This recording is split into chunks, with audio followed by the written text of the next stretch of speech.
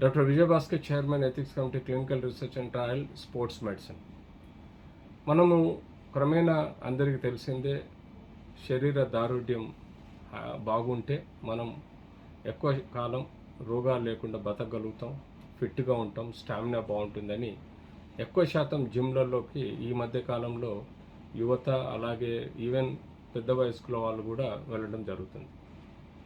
No doubt muscle అన్నది, కండరాలు అన్నది మనకు బాడీలో ఎప్పటికప్పుడు యాక్టివ్గా ఫంక్షనింగ్ పొజిషన్లో ఉంటే ఎక్కువ ఎంత దాని మీద స్ట్రెస్ చేసి ఎక్సర్సైజ్ చేయగలిగితే అంత మజిల్ పవర్తో పాటు బాడీలో ఉన్న ఎముకలు కానీ, కండరాలు కానీ, లిగమెంట్స్ కానీ బలంగా ఉండే అవకాశం ఉంటుంది.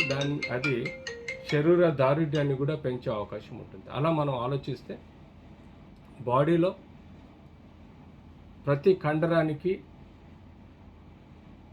ఒక సైడు ఒక ఎముకకు అటాచ్ ఉంటే ఇంకో సైడు ఇంకొక ఎముకకు డైరెక్ట్ మజిల్ అటాచ్మెంట్ కానీ టెండన్ అటాచ్మెంట్ కానీ ఉంటుంది.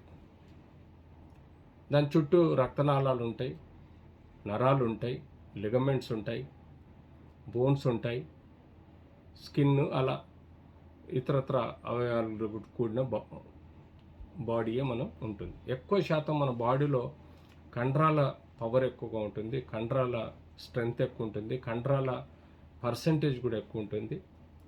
కండరాలు ఎంత యాక్టివ్గా ఆడగలిగితే అంత బలంగా, అంత ఎక్కువ సైజులో ఉండే అవకాశం ఉంటుంది.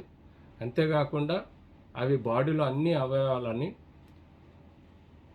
న్యూట్రిషనల్గా, న్యాచురల్గా, హెల్తీగా ఉండే అవకాశం ఉంటుంది. సో జిమ్ అన్నది బేసిక్గా మనం ప్రొద్దున లేవగానే ప్రతి వ్యక్తికి ఒక 15 నుంచి 20 నిమిషాలు ప్రాణాయామం, ఊపిరికి సంబంధించిన ఎక్సర్సైజులు, మెడిటేషన్, మెదడుకు సంబంధించిన ఎక్సర్సైజెస్, తర్వాత ఫిజికల్ ఎక్సర్సైజ్ అంటే మనం చేసే కృత్రిమ అంటే ఎక్సర్సైజెస్, ఫ్లోర్ ఎక్సర్సైజెస్ కానీ, నిలబడి ఉండే ఎక్సర్సైజెస్ కానీ, నడిచే వాకింగ్ ఎక్సర్సైజెస్ కానీ, లేకపోతే ట్రెడ్మిల్ చేయడం కానీ, లేకపోతే ఇతరత్ర ఏవైతే స్పోర్ట్స్ జిమ్స్లలో ఉండే పరికరాలను వాడి స్పెసిఫిక్ కండరాలని, కొంతమందికి బైసెప్స్ కండరాలు పెంచుకోవాలనిపిస్తుంది, కొంతమందికి ట్రైసెప్స్ కండరాలు పెంచుకోవాలనిపిస్తుంది, ఫోరామ్ కండరాలు పెంచుకోవాలనిపిస్తుంది, కొంతమందికి ఛాతీ యొక్క డెల్టా పెక్టోరల్ మజిల్స్ పెంచుకోవాలనిపిస్తుంది, కొంతమందికి షోల్డర్ డెల్టాయిడ్ మజిల్ పెంచుకోవాలనిపిస్తుంది.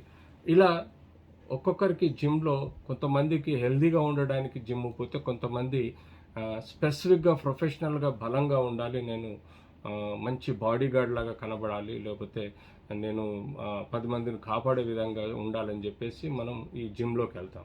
ఏది ఏమైనా జిమ్కు పోయే ముందు బేసిక్ టెస్ట్లు, ఈసీజీ కానీ, బ్లడ్ షుగర్ కానీ, బ్లడ్ కొలెస్ట్రాల్ లెవెల్స్ కానీ, బేసిక్ హార్ట్ లంగ్ ఫంక్షనింగ్ కానీ చెక్ చేయించుకొని, బేసిక్ అలోపతిక్ డాక్టర్ దగ్గర చెక్ చేసుకున్న తర్వాత మంచిగా కరెక్ట్ ఎక్విప్మెంట్ ఉండి, కరెక్ట్ ట్రైనర్ ఉన్న జిమ్లలో పోయి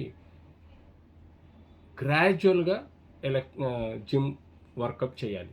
కానీ ముందు కొంచెం వార్మ్ ఎక్సర్సైజెస్ అంటే పడుకొని ఫ్లోర్ ఎక్సర్సైజెస్ కానీ, కొంత వార్మప్ ఎక్సర్సైజెస్ కానీ చేసిన తర్వాత ఎనీ ఎక్విప్మెంట్ కానీ, ఏ పరికరాలతోటి కానీ మీరు జిమ్ చేయాల్సిన అవసరం ఉంటుంది, under the supervision of trainer.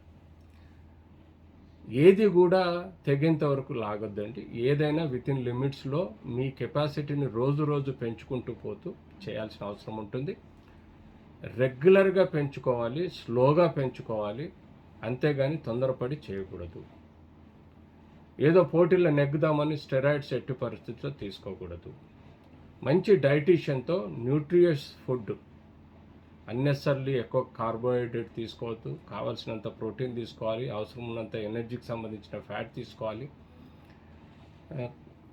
అవసరం ఉన్నంతనే కార్బోహైడ్రేట్ తీసుకుంటూ green vegetables, green salads, dry fruits and non veg కూడా తీసుకోవాలి. కానీ మీ కెపాసిటీకి మించి, అంటే మనం రోజు జిమ్ చేస్తున్న కొద్దీ మనకు ఆకలి పెరిగే అవకాశం ఉంటుంది. కాబట్టి దానికి కావాల్సిన ఎనర్జీ కోసం మనం ఎంతైతే అవుట్పుట్ ఇస్తున్నామో అంత కొంచెం ఎక్కువగా ఇన్పుట్ క్యాలరీస్ ఫుడ్ తీసుకుంటూ విత్ ఇన్ లిమిట్స్లో గ్రాడ్యువల్గా ఎక్సర్సైజ్ చేసుకుంటూ మజిల్ పవర్స్ పెంచే అవకాశం చేసుకోవాలి. ఎట్టి పరిస్థితుల్లో స్ట్రెస్ పెరగకుండా బ్రెయిన్ మీద కానీ హార్ట్ మీద కానీ స్ట్రెస్ పెరగకుండా చూసుకుంటే హార్ట్ స్ట్రోక్ కానీ బ్రెయిన్ స్ట్రోక్ రాకుండా మనం కాపాడుకోవచ్చు.